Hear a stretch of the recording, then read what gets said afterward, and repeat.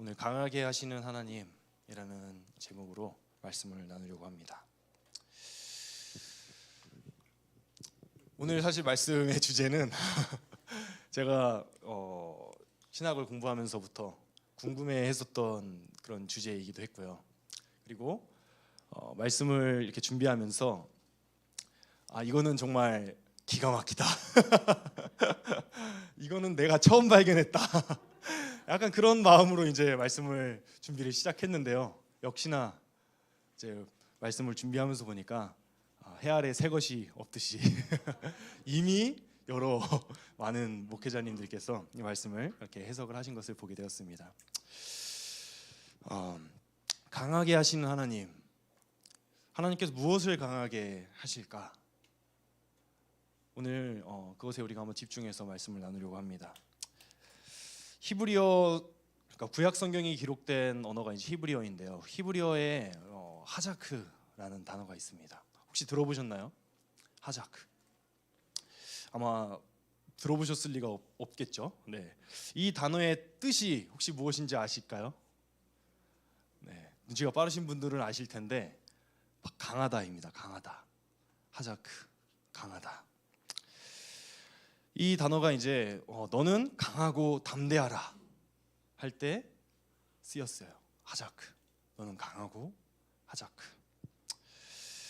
히스기야 왕의 이름에도 하자크가 들어있죠. 히스기야, 그렇죠? 난 여호와는 나의 힘이다. 여호와는 나를 강하게 하신다. 그것이 바로 히스기야의 이름입니다. 이렇게 은혜로운 이 단어가 전혀 상반되는 뜻이 또 한 가지가 있는데 오늘 말씀 속에서 그것이 나타납니다. 그것이 뜻이 무엇이냐면 바로 완악하다예요. 완악하다.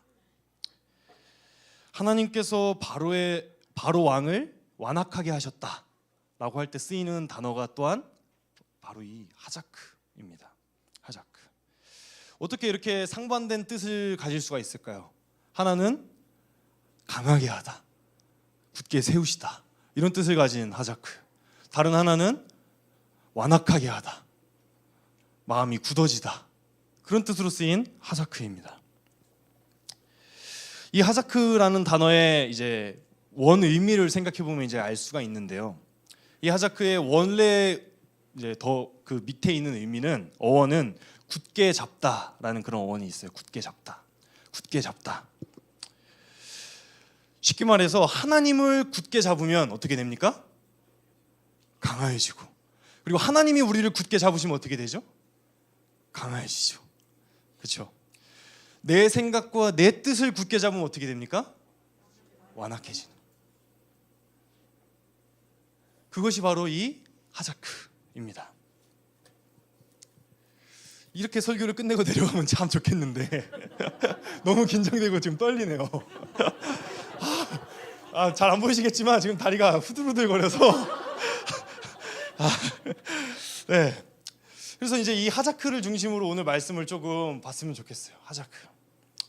첫 번째로 우리가 볼 부분은 바로 강하게 하시는 하나님. 그런데 누구를? 바로 모세를 강하게 하시는 하나님입니다. 하나님께서 하나님의 백성들을 강하게 하시는 일은 우리가 성경 속에서 수없이 많이 볼 수 있습니다. 그런데 오늘은 특별히 이제 바로와 모세를 조금 비교하면서 말씀을 보려고 해요. 모세가 젊었을 적에 자기의 어떠함을 증명하면서 자기의 그 강함 그리고 자신을 주장하면서 이 이스라엘 백성들을 구원하려 할 때 그가 이루었던 것들은 아무것도 없었죠. 오히려 이제 모세는 광야로 쫓겨나서 도망자의 인생을 살게 됐습니다. 그런데 이제 그의 나이가 80대일 때 더 이상 이제 자신도 없고 힘도 없고 아이고 저는 이제 할 수가 없습니다 하는 그때에 하나님께서 모세를 부르시는 모습을 우리가 출애굽기에서 이제 볼 수가 있었죠. 모세는 하나님께서 이제 부르실 때 예전과는 다릅니다. 예전에는 하나님이 부르지 않으셨을 때에도 내가 가겠다 나섰던 모세인데 이제 하나님이 부르실 때 저는 나이가 들었습니다. 저는 말이 어눌합니다 하면서 하나님께 자기가 가지 못하는 이유에 대해서 이제 말을 이제 하죠. 늙었고 말이 어눌하다. 하나님께서 얼마나 이 말에 친절하게 이제 응답을 주시냐면, 네가 늙었다고 너의 생명이 누구로부터 있는지를 기억하지 못하느냐? 나는 창조주 하나님이다 라는 사실을 이 모세에게 다시 한번 깨닫게 하시죠. 네가 말이 어눌하다고? 너의 형 아론을 내가 너에게 붙여주겠다. 아론이 너를 위하여 너의 대언자가 될 것이다. 아론은 너를 하나님과 같이 따를 것이다 하면서 이 모세의 나약한 부분들을 하나님께서 채우시고 세우시고 또 강하게 하시는 모습을 볼 수 있습니다. 그런데도 모세는 여전히 불안했죠. 그래서 모세는 계속해서 불안해하고 하나님께 반문할 때 하나님께서 또 모세에게 약속도 해주십니다. 내가 너와 함께 하겠다. 너를 내가 지키겠다. 그런 약속을 주셔요. 그런데 그래도 모세는 어떻습니까? 주저주저합니다. 모세는 또 하나님께 묻습니다. 이제 출애굽기 4장 1절에 보니까 그들이 나를 믿지 아니하며 내 말을 듣지 아니하면 어떻게 합니까? 알겠습니다, 하나님. 가보려고 하는데요. 그런데 제가 만약에 가서 하나님이 이렇게 말씀하셨습니다. 애굽을 떠납시다 라고 얘기할 때 이 이스라엘 백성들이 내 말을 듣지 않으면 어떡합니까? 그들이 내가 하는 말이 하나님의 말이라고 믿지 않고 저를 따르지 않으면 제가 어떻게 하겠습니까? 그렇게 하나님께 모세가 묻습니다. 그러자 하나님께서 모세에게 대답하세요. 내 손에 있는 것이 무엇이냐? 지팡이입니다. 그것을 땅에 던져라. 모세가 그 지팡이를 땅에 던지자 그것이 뱀이 되었죠. 모세가 그것을 피합니다. 피해 섰어요. 하나님께서 또 모세에게 명령하십니다. 뱀의 꼬리를 잡으라. 애굽에 있는 뱀은 기본적으로 독뱀입니다. 사막에 있는 뱀, 전갈 이런 것들은 물이 없는 곳에서 살기 때문에 굉장히 강한 독을 가지고 있는 뱀이에요. 그런데 여러분, 뱀의 꼬리를 잡으라. 뱀 잡아본 적 있으십니까? 뱀? 혹시 실제로 본 적은 있으세요? 요즘엔 잘 없죠. 예전에 이제 벌초라는 것을 다닐 때에나 뱀을 조금 보곤 했는데 요즘에는 뱀을 볼 일이 없습니다.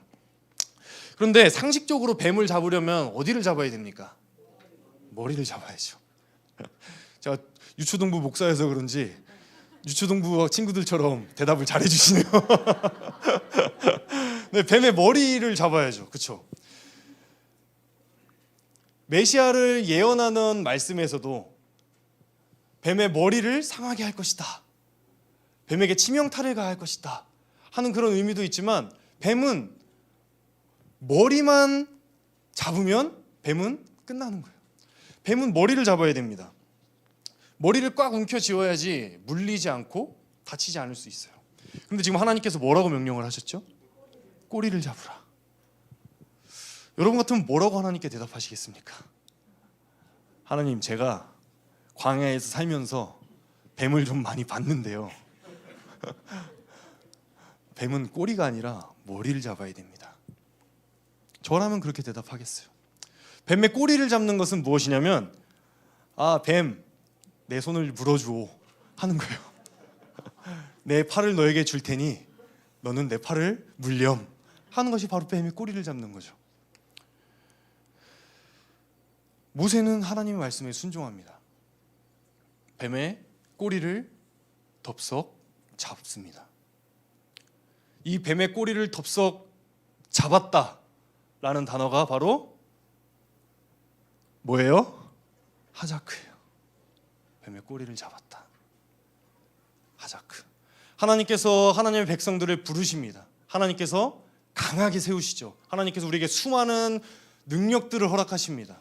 하나님의 일을 감당할 수 있을 만큼 우리에게 은사도 주시고 상황과 여건을 허락하시죠. 그렇게 하나님께서 우리에게 모든 상황과 여건과 할 수 있는 능력들을 허락하시면서 우리에게 순종을 요구하십니다. 그때 우리가 우리를 강하게 세우시는 그 하나님의 하자크에 반응해서 우리가 하나님께 해야 될 것이 바로 무엇이냐면 그것을 붙잡는 거예요. 그렇게 하나님께 하나님의 말씀에 순종해서 뱀의 꼬리를 붙잡을 때 모세가 경험한 것이 무엇인가요? 그 뱀이 어떻게 됩니까? 지팡이가 됩니다. 이 모세가 들고 있는 지팡이는 하나님의 권능을 상징하죠. 이 이후로도 모세의 사역 가운데 계속해서 등장하는 지팡이입니다. 하나님의 임재를 나타내기도 하고 하나님의 능력들을 보여주는 그런 가시적인 도구가 되기도 한다는 거예요. 하나님의 말씀에 순종해서 뱀을 잡을 때 그것이 모세의 권능이 되었듯이 우리가 하나님의 말씀에 순종해서 우리가 순종함으로 하나님께 반응할 때, 그 하나님의 말씀을 붙잡을 때 그것이 우리에게 와서 또한 하나님의 권능이 되는 줄로 믿습니다. 모세가 붙잡은 것은 뱀입니까? 모세가 붙잡은 것은 무엇일까? 그런 생각이 들었어요. 모세가 붙잡은 것은 하나님이었어요.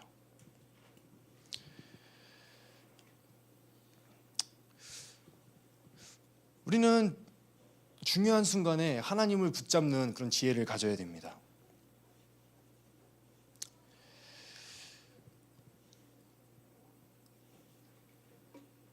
이제 연말이 되었으니까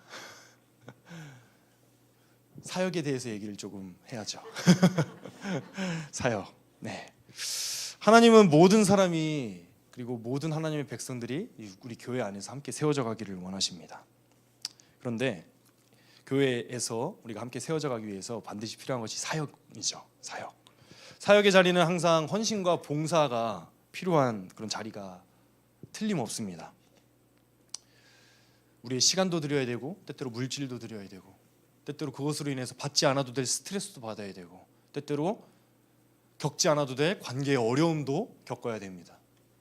그런 헌신과 봉사 또 때때로 스트레스가 되는 그런 자리로 우리가 왜 나아가야 할까요?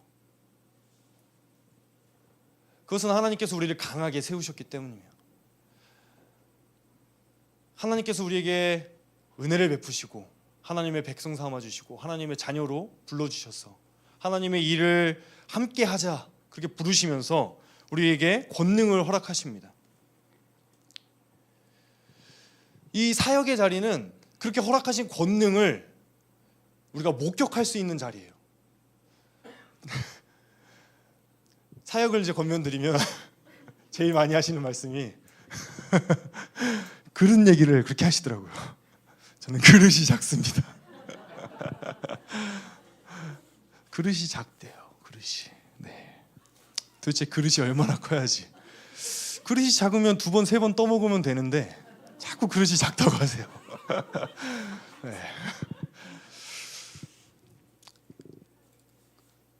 우리의 그릇은 작습니다. 저도 마찬가지고 우리들 그 누구도 우리의 그릇을 자랑할 수 있는 사람은 아무도 없습니다. 그런데 우리가 우리의 작은 그릇임에도 불구하고 하나님 앞에 나아갈 때 하나님이 주신 권능을 신뢰함으로 그곳에 또 우리가 순종함으로 나아갈 때 우리 하나님께서 우리에게 베푸시는 그 권능을 경험할 수 있게 되는 거예요.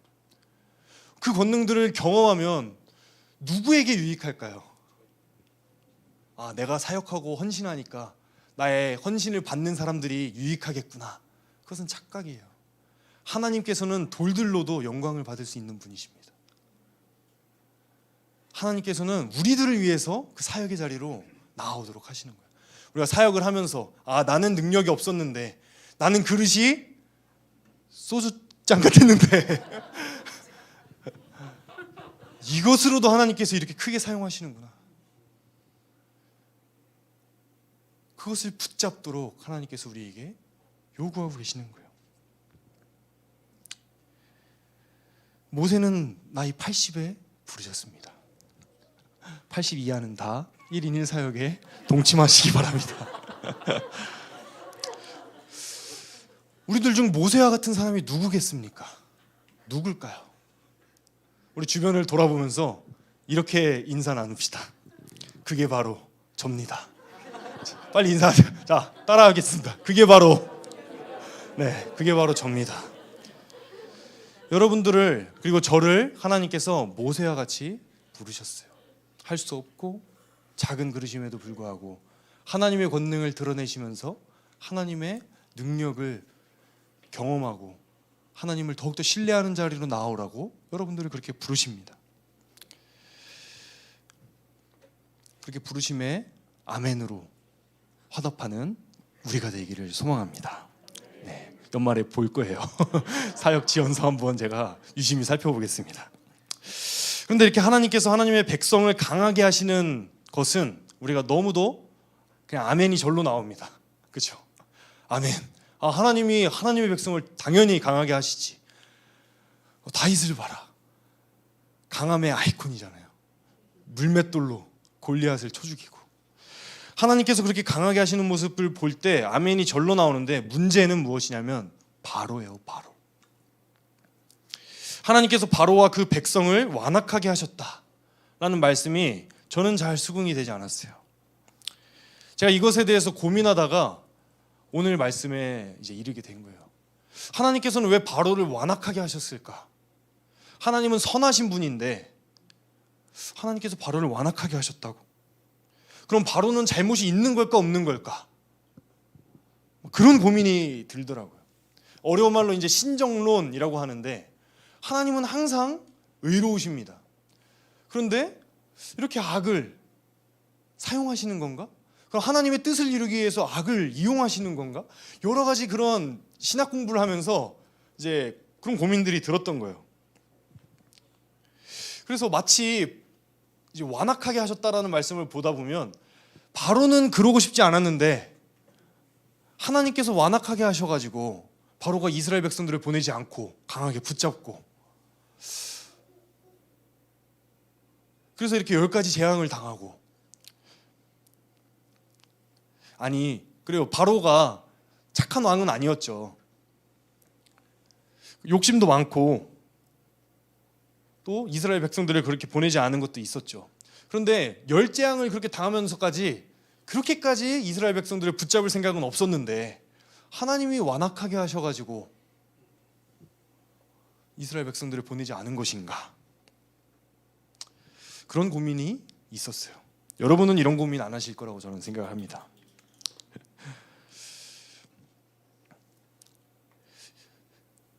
인간의 죄성에 대해서 제가 이해가 부족했어요. 사실 이러한 질문은 바로 왕뿐만 아니라 성경 곳곳에서 이제 제가 했던 고민들이에요. 하나님께서는 도대체 선악과를 왜 만드셔가지고 이렇게 인간들을 고생스럽게 하실까? 그런 고민도 했습니다. 본디오 빌라도는 도대체 무슨 죄일까? 예수님을 그렇게 놓아주려고 했는데 그런 고민도 했어요. 가장 큰 고민은 가룟 유다입니다. 가룟 유다. 사탄이 그에게 예수를 팔 마음을 넣었는데 그럼 사탄이 잘못인가? 가룟 유다가 잘못인가? 제가 너무 사변적으로 깊이 들어갔죠. 신학 공부를 하다 보니까 그렇게 됐어요. 이렇게 고민을 하다 보면 이제 하나님은 선하신 분이니까 성경 말씀에 그렇게 쓰여 있으니까 그냥 믿자 이렇게 결론이 납니다. 그런데 하나님은 사실 그런 분이 아니시죠. 하나님은 역사를 하나님의 뜻대로 이루어가기 위해서 인간의 우리들의 자유를 무시하고 그렇게 하나님의 뜻대로 비인격적으로 이끌어 가시는 분이 아니죠. 어떻게 이 말씀을 이해하면 좋을까요? 바로 그 비밀이 이제 하자크에 담겨 있어요. 하자크. 하나님께서 바로의 마음을 완악하게 하셨다는 말씀은 가장 쉽게 얘기하면 그냥 내버려 두셨다라는 의미입니다. 그냥 내버려 두셨다. 그냥 내버려 둔다. 그럼 강하게 하신 것은 아니지 않은가? 하자크는 아니지 않은가? 그렇지 않습니다. 여러분에게 어린 자녀가 있는데 물건을 훔쳤어요. 너무 갖고 싶은 마음도 있었을 것이고 어쩌면 그것이 잘못인지 모르고 훔쳤을 수도 있습니다. 그럴 때 여러분 어떻게 하시겠습니까? 1번 내버려 둔다. 2번 혼낸다. 가르친다. 자, 1번 정답이다. 자, 2번 정답이다. 다른 게 있습니까? 3번? 손 안 드신 분들은 3번을 네. 아마 내버려 두실 분은 없으실 거예요. 내버려 둔다는 것은 무엇이죠? 내가 더 이상 너와 상관하지 않겠다. 나는 너의 부모가 아니다. 것이죠. 잘 알려줘야죠. 받을 도둑이 소도둑 된다라는 속담도 있듯이 아직 모르고 어릴 때에 그 훔치는 것이 잘못된 일이라는 사실을 알려주고 왜 그러면 안 되는지를 가르쳐줘야죠. 그래야 나중에 컸을 때 그것이 잘못된 일이라는 사실을 기억하면서 그런 잘못을 범하지 않게 되잖아요. 그런데 그냥 내버려두면 어떻게 됩니까? 한 번, 두 번 해보다가 스스로 뉘우치고 깨달아서 이제 이 나쁜 짓은 하지 말아야지 합니까? 인간의 죄성은 그렇지가 않다는 거예요. 인간의 죄성은 내버려두면 더욱더 깊어집니다. 한 번 훔쳤는데 걸리지 않았어요. 더 큰 것을 훔칠 마음이 생기죠. 더 큰 것을 훔쳤는데 걸리지 않았을 때 더 대담한 범죄를 계획하는 것이 바로 인간의 마음이라는 거예요. 이렇게 내버려둔다는 그것은 바로 이 죄악으로 점점 강하여진다라는 그런 의미입니다. 그래서 하나님께서 바로의 마음을 완악하게 하셨다라는 의미는 하나님께서 바로를 그냥 내버려 두셨는데 하나님과는 상관없는 사람으로 내버려 두셨다라는 그런 의미가 그 속에 담겨 있는 거예요. 인간의 죄성을 생각을 해보면 그것은 당연한 결과죠.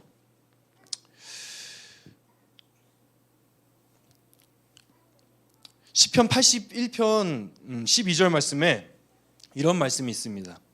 그의 마음을 완악한 대로 버려두어 그의 임의대로 행하게 하였도다. 그의 임의대로 행하게 하였도다. 그의 마음이 완악하게 그냥 내버려 두시고 그래서 그의 소견에 옳은 대로 하나님의 뜻과 하나님의 말씀에 따라서 그것을 쫓아가는 것이 아니라 그냥 그렇게 살도록 내버려 두신 것, 그것을 말씀을 하는 것이죠.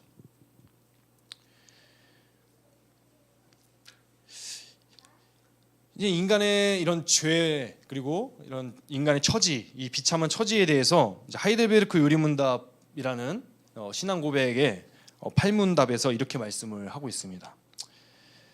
이제 8문의 질문이 무엇이냐면, 그렇다면 우리는 그토록 부패하여 선은 조금도 행할 수가 없으며 온갖 악만 행하는 성향을 지니고 있습니까? 뭐라고 대답을 하겠습니까? 네. 질문이 너무 뻔하게 질문을 하고 있죠. 너무도 부패했고 선은 조금도 행할 수 없으며 온갖 악만 행하는 성향을 지니고 있습니까? 이렇게 질문을 하는 거예요. 그에 대한 대답은 이렇습니다. 그렇습니다. 우리가 하나님의 성신으로 거듭나지 않는 한 참으로 그렇습니다. 이것이 질문과 대답이에요. 사람은 날 때부터 죄인으로 태어났는데, 그리고 그렇게 죄인으로 태어났기 때문에 악을 행하는 그런 성향을 가지고 있다고 우리는 고백을 하는 거예요. 예, 그렇습니다. 제가 그런 사람입니다. 그런데 여기서 악을 행하는 성향이라는 말에 우리가 주목을 해볼 필요가 있어요. 성향. 이 하이델베르크는 독일에 있습니다. 그래서 독일말로 쓰였는데 독일어로 이제 성향이 그나이트라고 씁니다. 네, 잘 찾아보시면 PPT에 있을 텐데 이 성향이라고 쓰여진 단어는 그 원뜻이 기울어짐이에요. 기울어짐. 이 기울어짐이라는 말은 그 속에 이제 깊은 의미로 두 가지 의미가 담겨 있습니다. 한 가지는 방향성이에요. 방향성. 기울어졌는데 그냥 기울어진 것이 아니라 어느 일정한 방향이 있다는 거예요. 또한 이 기울어짐은 또 인간의 실존에 대해서 한 가지 이제 우리에게 깊은 통찰을 주는데, 인간이 자기 초월을 할 수 없다라는 것이요. 이 자기 초월이라는 말은 무엇이냐면 바로 인간 스스로 죄를 극복하고 구원해낼 수가 없는 존재다라는 그런 의미입니다. 이 기울어짐, 지금 무슨 말을 하는 것인가 이런 표정으로 저를 쳐다보고 계신데, 여러분 나무가 산에 빼곡합니다. 그럼 무엇을 해야 하죠? 벌목을 해야죠. 그래야 그곳에 있는 나무들이 크게 자랄 수가 있습니다. 나무 사이사이 간격들을 벌려줘야 돼요. 그래서 나무를 쳐주는 그런 벌목 작업들을 해야 됩니다. 이때 능숙한 벌목업자가 잘하는 것, 그것이 바로 무엇이냐면 나무를 원하는 방향으로 넘어뜨리는 거예요. 나무가 넘어지다가 혹시나 다른 나무들을 쓰러뜨리면 어떡합니까? 혹시 나무가 넘어지다가 사람이 있는 쪽으로 넘어지면 어떡합니까? 혹시 나무가 넘어지다가 뭐 집이나 여타의 건물들이 있는 곳으로 넘어지면 어떡합니까? 그래서 능숙한 벌목업자는 나무를 원하는 방향으로 넘어지도록 할 수 있는 것이 바로 능숙한 벌목업자라고 할 수 있어요. 그런데 그 나무가 그릇된 방향으로 넘어지면 어떡합니까? 나무를 베었는데 그 나무가 넘어지기 시작을 합니다. 그런데 그 나무가 그릇된 방향으로 넘어져요. 사람이 있는 곳으로, 집이 있는 곳으로, 넘어져서는 안 될 곳으로 넘어집니다. 여러분 같으면 어떻게 하시겠습니까? 그 나무를 붙잡으시겠습니까? 얼토당토하지 않죠. 인간의 능력으로는 그 넘어지는 나무를 세울 방법이 없습니다. 이것이 바로 우리가 가진 죄성을 말하는 거예요. 우리는 쓰러져가는 나무와 같습니다. 처음에는 천천히 죄를 지을 때 죄책감도 느끼면서 처음에는 천천히, 그러나 그 죄를 거듭할수록 가속도가 붙습니다. 그리고 죄를 들키지 않는 방법들을 연구하고, 그리고 이제 죄에 빠져 그것을 향유하는 그런 상황까지 치닫는 것입니다. 그것이 바로 인간이 갖고 있는 죄성이에요. 죄성.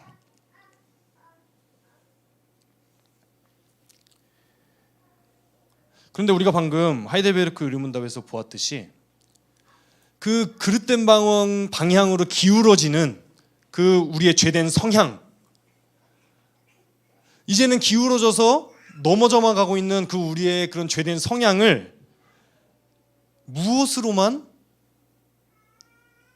바로잡을 수 있느냐? 바로 하나님의 성령으로 거듭나는 것, 하나님의 성신으로 거듭나는 것, 그것으로 우리의 성향이, 우리의 죄된 성향이 바로잡혀진다라고 고백을 하는 거예요.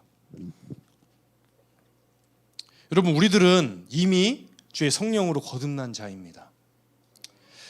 우리는 원래 죄의 노예였어요.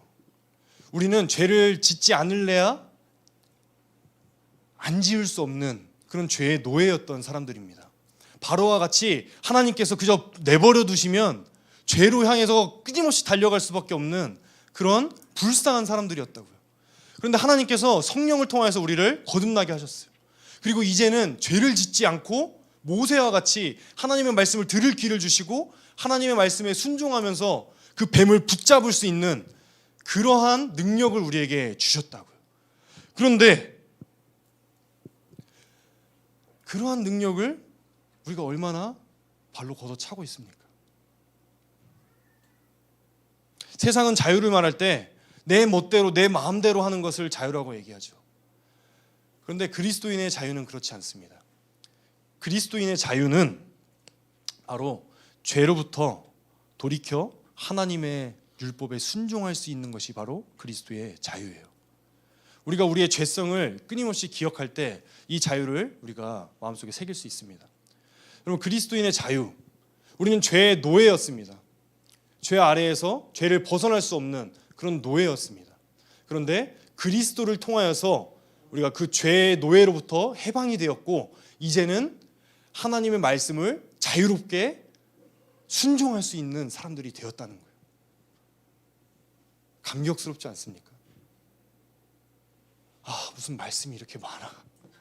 지켜야 될 게 왜 이렇게 많지? 봉사는 또 왜 이렇게 하래? 자꾸 봉사를 얘기. 그런 것이 아니라 자유롭게,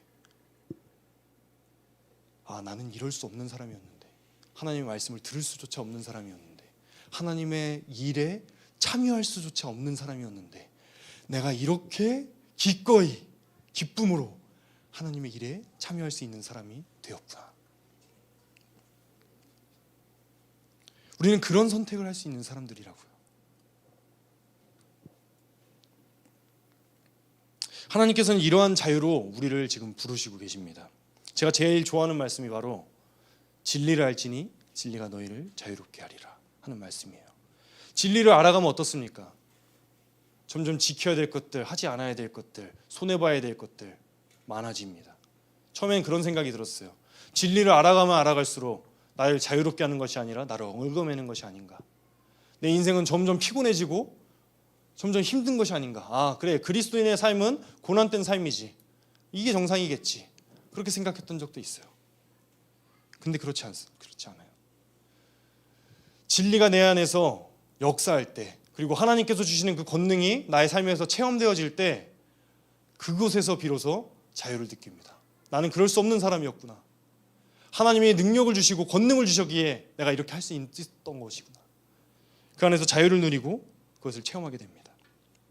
그렇게 하나님께서 우리를 모세와 같이 강하게 하시는 자리로 부르십니다. 그런데 우리 자신만을 위해서 그렇게 부르시지 않아요. 하나님께서 모세에게 분명하게 명령하셨던 것이 한 가지 있습니다. 그것이 바로 무엇이냐면 바로 다음 세대를 강하게 하라는 명령이에요. 모세는 여호수아를 강하고 담대하게 세울 것을 요구받습니다. 이제 신명기 1장 38절의 말씀에 보면 내 앞에 있는 눈의 아들 여호수아는 그리로 들어갈 것이니 너는 그를 담대하게 하라. 너는 그를 하자크 강하게 세우라 라고 하나님께서 모세에게 명령을 하십니다. 지금까지 하나님께서 모세를 그렇게 인도하셨듯이 내가 너를 그렇게 세우고 하나님의 인도하심과 권능으로 너와 함께 했듯이 너는 이제 여호수아를 세우라 라는 거예요. 그런데 여기서 우리가 생각을 해봐야 될 것이 한 가지 있습니다. 이 시점이 언젠가 하는 거예요. 이 시점이 언젠가요? 모세, 넌 남아. 기억하십니까? 모세, 너는 가나안 땅에 들어가지 못해 라고 하시는 그 시점이에요. 모세 개인만 생각해 봤을 때는 좀 슬픈 일일 수 있겠지만 여기서 우리가 한 가지 생각을 해야 됩니다. 믿음의 독립이 필요하다는 사실이에요. 언제까지 모세가 지도자로 서서 이끌고 갈 수는 없습니다.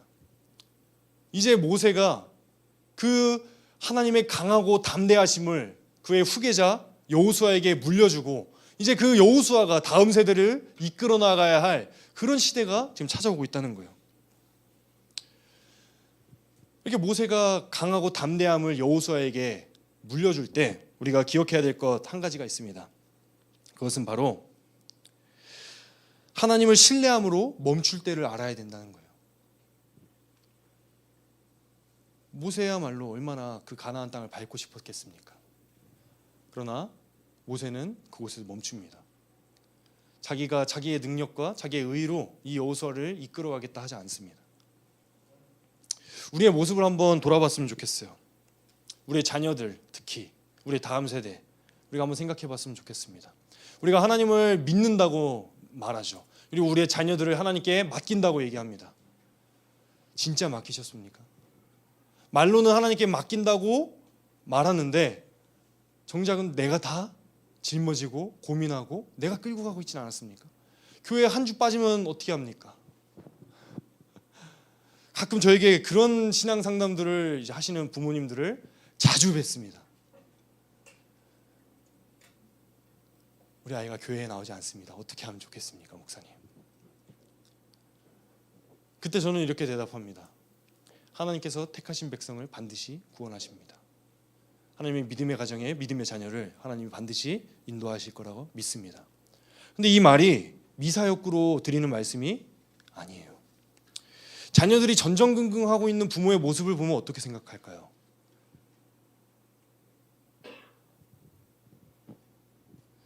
하나님의 강하게 하심과 하나님이 반드시 이끄시는 그런 신뢰를 우리 부모들이 자녀에게 보여주지 못할 때 정말 아둥바둥하고 전전긍긍하면서 불안해하고 어떻게 될까 염려하는 그런 모습들을 볼 때 자녀들이 무슨 생각을 하겠습니까?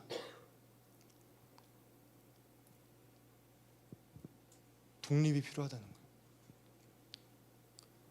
강하고 담대하게 설 수 있도록 끊어내는 그런 과정이 우리에게 필요합니다. 하나님께 믿고 맡기고 이 아이는 하나님께서 이제 정말 하나님께서 직접 인도하실 것이다 라는 강한 신뢰를 가지고 그것을 믿는 그 신뢰를 보여줄 때 우리 자녀들이 그 모습을 보고 하나님의 신뢰를 경험하게 되지 않을까, 그런 생각을 합니다. 두 번째는 이 강하고 담대하게 하는 것은 말로 전달되지 않는다는 거예요. 하나님께서 모세에게 시키셨죠. 너는 여호수아를 강하고 담대하게 하라. 모세가 가서 여호수아에게 말합니다. 너는 극히 강하고 담대하라. 아, 예, 모세 알겠습니다. 저는 극히 강하고 담대하겠습니다. 그렇게 됩니까?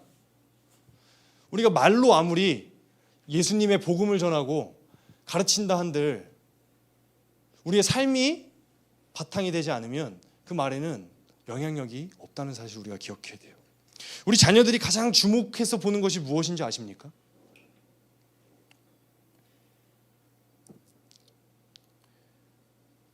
어떤 심리학자는 이렇게 얘기를 합니다. 자녀들에게는 생존 본능이 있대요.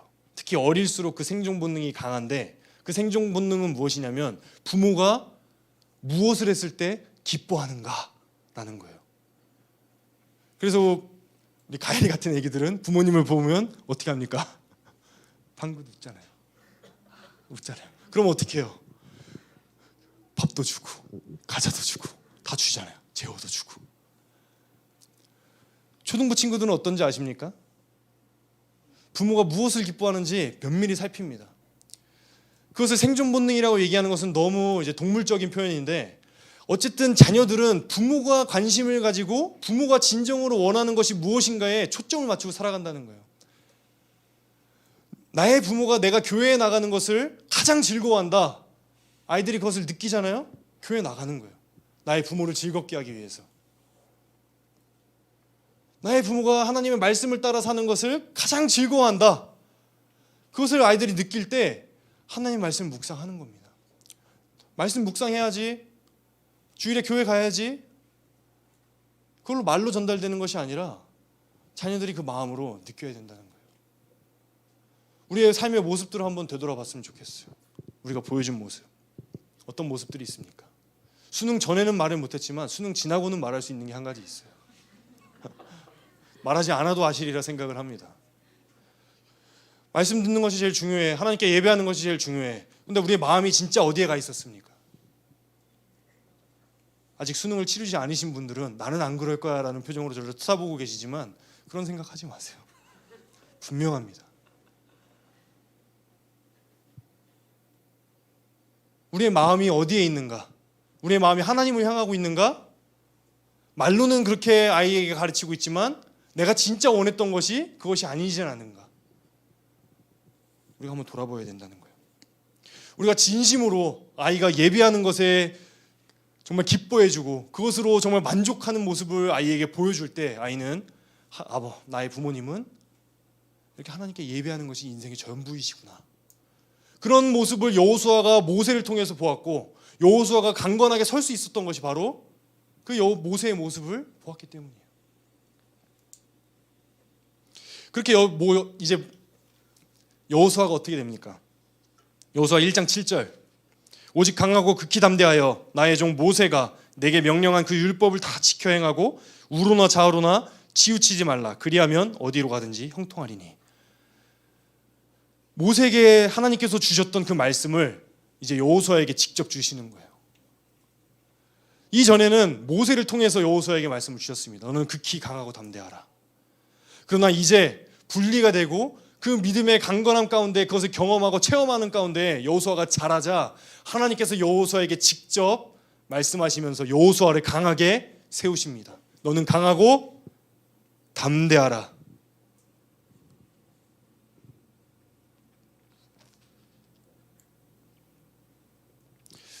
이제 말씀을 정리를 하려고 합니다. 무엇으로 강하게 하시겠습니까? 모세입니까? 바로입니까? 하나님께서는 우리의 마음에 있는 그것을 때때로 강하게 하시는데 때때로 내버려 두심으로 때때로 권능을 더하심으로 우리에게 그것을 강하게 하십니다. 그것은 우리의 선택이죠. 하나님께 우리가 무엇으로 나아갈까?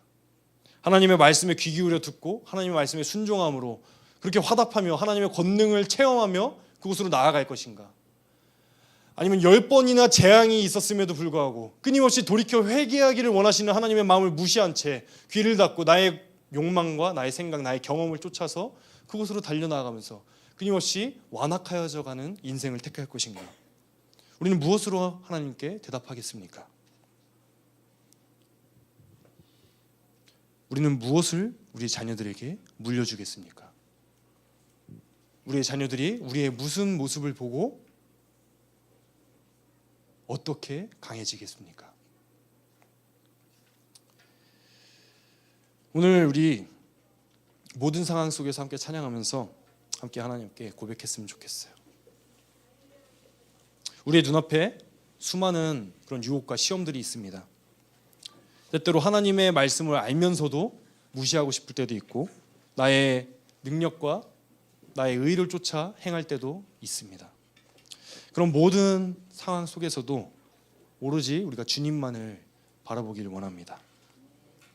우리 모든 상황 속에서 함께 찬양할게요.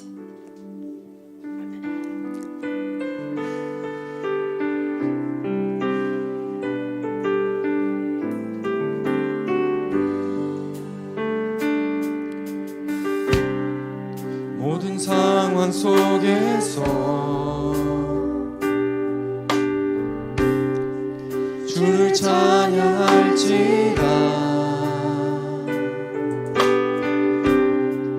주는 너의 큰 사랑을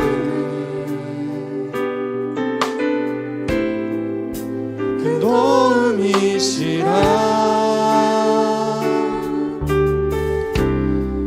주의 얼굴 구할 때 주의 영을 부으사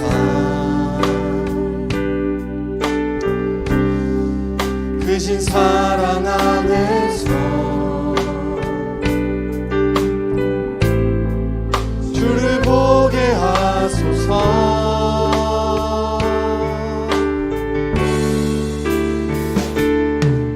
내 영혼이 확정되고 확정되어 싸우니 믿음의 눈 들어 주를 바라봅니다. 내 영혼이 확정되고 확정되어 싸우니 믿음의 눈 들어 주를 바라봅니다. 그렇습니다. 우리 함께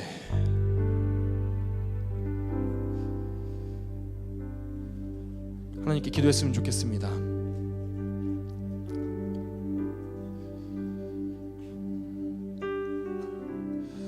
우리가 머리로 아는 것과 현실이 다를 때가 많이 있습니다.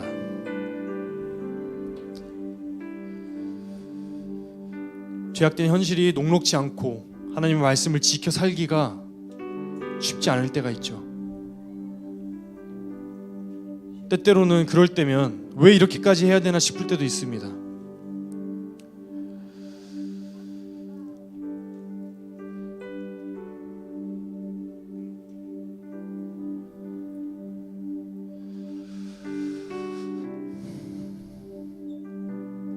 근데 우리가 기억할 것은 하나님은 우리를 강하게 하신다는 그 사실이에요. 우리를 견고케 하나님은 세우십니다. 하나님은 우리의 마음속에 있는 그것으로 우리를 강하게 세우십니다. 우리 마음속에 있는 것이 무엇입니까? 우리 마음속에 있는 그것이 교회 와서 그냥 나눔하면서 포장된 것, 그럴듯한 것, 믿음 있어 보이는 것, 그런 것들로 나눔했던 그런 것들 말고 정말 우리 마음속 깊은 곳에 있는 그것, 내가 진짜로 원했던 것, 숨겨왔고 감춰왔던 그것, 그것이 무엇입니까? 저는 그것이 내 마음속에서 완악하여질까봐 너무나 두렵고 떨립니다. 이 시간 우리 하나님께 우리의 그런 솔직한 마음을 고백했으면 좋겠어요. 내가 사랑하는 것이 무엇입니까? 내가 진짜 남들한테 말하지 못하고 내 마음속 깊이 사랑하는 것이 무엇입니까? 그것이 무엇이든지 주 앞에 내려놓게 하시고 하나님의 권능을 쫓아 하나님이 강하게 하시는 그 손길을 붙들고 하나님의 말씀에 순종으로 붙잡는 그런 믿음 있는 사람들 될 수 있게 해달라고 우리 하나님께 기도하며 나아가도록 하겠습니다. 기도하겠습니다. 하나님 아버지, 참으로 주의 은혜와 사랑에 감사를 드립니다. 아버지 하나님, 나의 마음속 깊은 곳에 있는 내가 진정 사모하는 것이 무엇인지 이 시간 아버지 하나님 돌아보기 원합니다. 나의 말로는, 나의 입술로는 하나님을 나의 최우선, 하나님을 나의 가장 사랑하는 것으로 고백하고 믿음 있는 체하며 그것이 나의 전부인 것처럼 그렇게 말하면서 살아가고 있지만 나의 마음속 깊은 곳에 내가 사랑하는 것들이 얼마나 많이 있습니까? 하나님보다 더 사랑하는 것들이 얼마나 많이 있습니까? 아버지 하나님, 그 모든 것들 정말 그릇 행하여서 완악하여지는 길로 행하게 만드는 그 모든 것들을 아버지 앞에 고백하며 진실된 마음으로 회개하며 나아가기 원합니다. 아버지 하나님, 이 시간 주의 영으로 우리를 깨끗게 하여 주시옵시고 주님께서 하시는 말씀으로써 우리를 깨우쳐 주셔서 아버지 하나님, 나의 마음을 조명하여 주시옵시고 나의 마음속에 있는 그것을 주 앞에 토로하며 나아갈 수 있도록 주의 은혜 베풀어 주시옵소서. 아버지 하나님, 우리들이 보는 것이 무엇입니까? 내가 바라보는 그것이 내가 사랑하는 것이지 않습니까? 내가 무엇을 향하고 무엇으로 발걸음을 옮기고 있습니까? 아버지 하나님, 내가 정말 아버지 하나님을 향하고 아버지 하나님께로만 내 마음을 돌려드리고 있습니까? 아니면 세상을 향하고 세상의 물질과 아버지 하나님 안락한 인생들을 추구하며 살아가고 있지 않습니까? 아버지 하나님, 나의 자녀를 바라보며 어떻게 내가 인생을 살아가고 있습니까? 나의 자녀가 어떤 삶을 살아길 내가 진정 바라고 있습니까? 아버지, 그럼에도 불구하고 정말 하나님의 믿음도 갖고 정말 세상에서 부귀와 영화도 누리는 그런 삶을 아니 자식들에게 바라고 있지는 않았습니까? 아버지 하나님, 나의 그런 그 마음들을 주 앞에 아버지 하나님 올려드리기 원합니다. 아버지 하나님, 내가 정말 양갈래로 나뉘는 그런 마음들을 주 앞에 고백하기 원합니다. 아버지 하나님, 우리의 마음을 주 앞에 고백하며 나아갈 때에 아버지 하나님, 우리를 정말 주님의 말씀으로 깨우쳐 주시옵시고 우리가 이렇게 말씀으로 고백하며 나아가는 그 순간 아버지 하나님, 우리에게 순종의 영을 더하여 주시어서 아버지 하나님, 그것을 붙잡는 아버지 하나님 그런 하나님의 은혜가 우리에게 임할 수 있도록 주의 은혜 베풀어 주시옵소서. 아버지 하나님, 우리가 주의 말씀을 순종함으로 나아가기 원합니다. 아버지 하나님, 그것이 너무나 두렵고 떨리지만 그것이 정말 위험되어 보이고 손해보는 일이고 아버지 하나님, 그것이 돌아가는 것처럼 보일지라도 아버지 하나님, 정말 강건한 믿음을 붙들고 주 앞에 나아가는 우리를 내어줄 수 있도록 주여 축복하여 주시옵소서. 아버지 하나님, 우리들이 너무나 나약합니다. 아버지 하나님, 우리들의 눈이 끊임없이 우리 세상을 향하고 있음을 주 앞에 고백합니다. 아버지 하나님, 나의 눈이 정말 하나님만을 바라보기 원하고 하나님께만 우리의 사명을 올려드리기 원한다고 고백하지만은 아버지 하나님, 나의 눈이 끊임없이 세상을 바라보고 있음을 주 앞에 고백합니다. 아버지 하나님, 나의 그 눈을 주여 불쌍히 여겨주시옵시고 눈을 들어 사람들을 바라볼 수 있는 그런 은혜를 하여 주시옵소서. 그래 정말 아버지 하나님께서 베푸신 그 은혜들을 경험하며 아버지 하나님께서 나가시는 그 권능을 체험하면서 나아가는 아버지 하나님의 백성들 되어질 수 있도록 주님 은혜 베풀어 주시옵소서.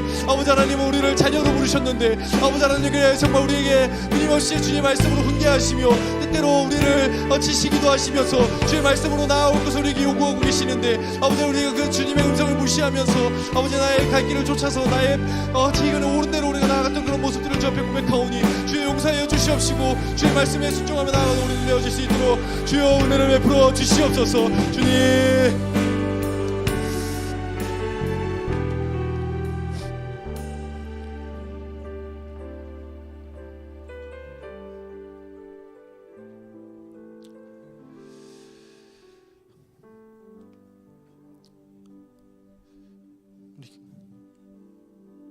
우리 자녀들 생각하며 또 우리 다음 세대들, 우리 손자 손녀들 생각하면서 우리 하나님께 기도했으면 좋겠습니다. 나는 무엇을 우리 아이들에게 남겨줄 수 있을까?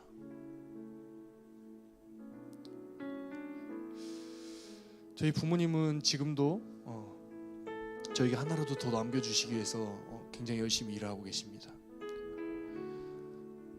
좀 더 세상에서 편안한 인생 살라고 열심히 일하고 계세요. 그 사랑에 너무나 감사드리고 감격합니다.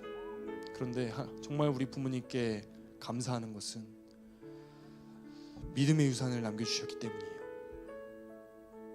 믿음으로 사는 삶, 말씀 따라 사는 삶,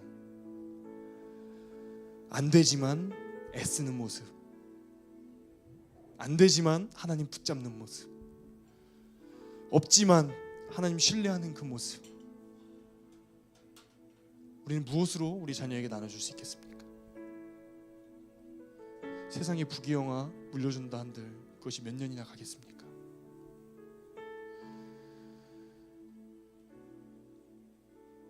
이 시간 우리 하나님께 기도했으면 좋겠습니다.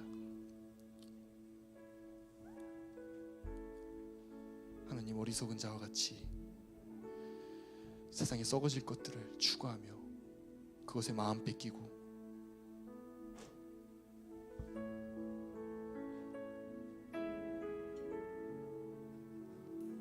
추구하는 인생이 아니라 영원한 것 사모하며 하나님을 찾는 그런 신실한 그리스도인으로 사는 삶, 그 모습을 통하여 우리 자녀들에게 진정 중요한 것이 무엇인가 마음으로 느끼고 영향력 있는 말씀으로 복음을 전할 수 있는 삶, 그런 삶 물려주기 원합니다. 하나님, 나의 완악한 마음을 아시죠? 우리의 완악한 마음을 아시죠? 이 마음들 주 앞에 올려드립니다. 유혹되고 시험된 마음들 주 앞에 올려드리기 원합니다. 나의 마음들 주여 깨끗게 하여 주시옵시고 정결케 하여 주셔서 온전히 하나님을 바라보게 하시옵시고 하나님을 추구하는 인생, 그것 영원한 것을 사모하는 인생을 살게 하여 주셔서 그것으로 우리 아이들에게 당당하게 주의 복음을 능력 있는 말씀으로 전할 수 있도록 해달라고 우리 하나님께 기도하며 나아가도록 하겠습니다. 기도하겠습니다. 아버지 하나님, 참으로 주의 은혜와 사랑에 감사를 드립니다. 아버지 하나님, 나의 완악한 모습들, 내가 추구하는 것들이 무엇인지 주님 아시지 않습니까? 내가 하나님을 사랑한다고 고백하면서도 아버지 얼마나 세상 것들을 사모하였고 세상의 평안함과 안락함들을 얼마나 따르는 사람이 살아있습니까? 주님 아시지 않습니까? 기왕이면 다먹지 말라고 그렇게 스스로 자의하면서 아버지 하나님, 정말 아버지 하나님 그런 불쌍한 인생을 살고 있지 않습니까? 아버지 하나님, 정말 나의 자식을 위하여서 무엇이나 하나 더 물려줄 수 있는 것인가, 그렇게 지금도 노심초사 걱정하면서 아버지 하나님 그렇게 살고 있는 불쌍한 인생 우리가 살고 있지 않습니까? 아버지 하나님, 그것들이 영원할 줄 알고 그렇게 사는 것이 얼마나 길겠습니까? 아버지 하나님, 정말 그렇게 정말 썩어질 것들, 없어질 것들을 추구하며 사는 그런 인생들이 아니라 아버지 영원한 것들을 사모하며 영원한 천국을 사모하며 영원한 하나님 나라를 사모하면서 아버지 하나님과의 그 관계를 사모하며 정말 아버지가 우리의 아버지 되심을 기억하면서 아버지 하나님 그것을 추구하는 삶을 살 수 있도록 아버지 하나님 우리의 인생을, 우리의 삶을 주 앞에 올려드리기 원합니다. 아버지 하나님, 나의 낮은 눈을 들어 높은 것들을 바라보게 하여 주시옵시고 나의 허황된 눈들을 들어서 영원한 것들을 바라보게 하여 주시옵시고 내가 추구하는 그 모든 것들을 주 앞에 내려놓게 하여 주시옵시고 정욕과 나의 쓸 것들, 나의 편안, 나의 안락한 것들을 위하여 구하는 모든 것들을 주 앞에 내려놓게 하여 주시옵시고 온전히 정말 하나님을 찾으며 하나님께 구하며 하나님께 나아가는 우리들 내어줄 수 있도록 주님의 은혜 베풀어 주시옵소서. 아버지 하나님, 우리들이 그렇게 추구하는 인생 살아갈 때에 주께서 은혜 베푸실 줄로 믿습니다. 아버지, 주께서 강건케 하시는 그 강건을 우리가 경험하게 하여 주시옵시고 그 권능을 따라 우리가 아이들에게, 우리의 자녀들에게, 우리 다음 세대들에게 우리의 모습으로 말씀을 전하며 그것들을 통해서 살아있는 말씀이 복음되었다는 줄고 정말 우리 다음 세대가 그 말씀을 받아 이어나갈 시간 우리가 그것을 믿고 신뢰하고 나가기 원하오니 주님, 우리가 그것을 아버지 하나님의 많은 사명들로 잘 감당해내는 우리 모두가 되어줄 수 있도록 주여 은혜 베풀어 주시옵소서. 주여, 우리 정말 아버지 하나님께 정말 불쌍함으로 나아가기 원합니다. 아버지 하나님, 우리가 정말 아버지에게 간구함으로 나아가기 원합니다. 아버지 하나님, 우리들이 너무 연약하고 우리들이 너무 부족하고 주님 아버지 하나님께서 베푸시고 우리가 정말 아버지께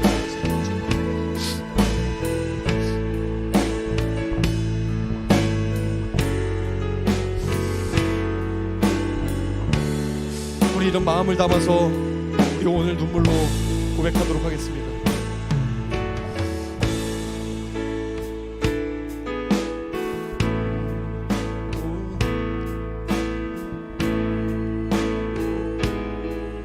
눈물로 하늘의 씨앗을 심는다. 꿈꿀 수 없어 무너진 가슴에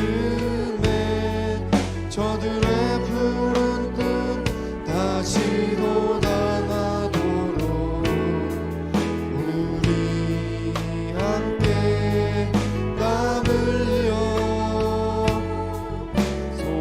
소망의 길을 만든다.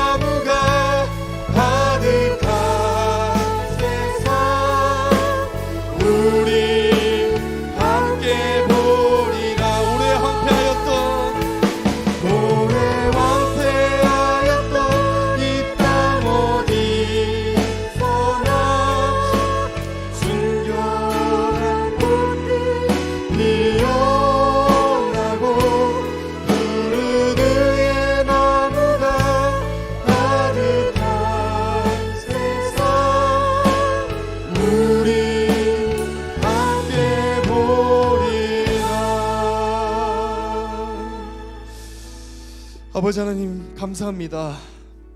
우리가 함께 보길 원합니다. 오래 황폐하였던 이 땅 가운데에서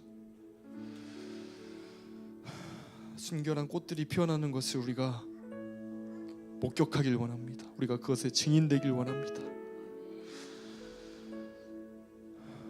푸른 의의 나무가 가득한 그런 세상 우리가 보길 원합니다. 아버지 하나님, 우리들이 주의 말씀 앞에 꿇어 엎드려 고백하며 또 결단하며 기도하였습니다. 이 마음들 우리 마음속 깊이 간직하게 하여 주시옵시고, 우리뿐만 아니라 우리 다음 세대에 이르기까지 주의 복음을 삶으로 증언하며 나타내며 우리가 고대하는 그 날이 오기까지 기다리는 우리 모든 한 꿈 성도님들 다 될 수 있도록 주의 은혜를 베풀어 주시옵소서. 주의 은혜가 충만하게 임할 때 우리가 그것에 아멘으로 화답하며 주의 말씀을 붙쫓아 강건한 믿음 가운데로 나아가는 우리 모든 한 꿈 성도님들 될 수 있도록 주여 은혜 베풀어 주시옵소서. 감사드리며 사랑 많으신 예수 그리스도의 이름으로 기도했습니다. 아멘. 우리 각자의 기도 제목 가지고 기도하시다가 자유롭게 돌아가도록 하겠습니다.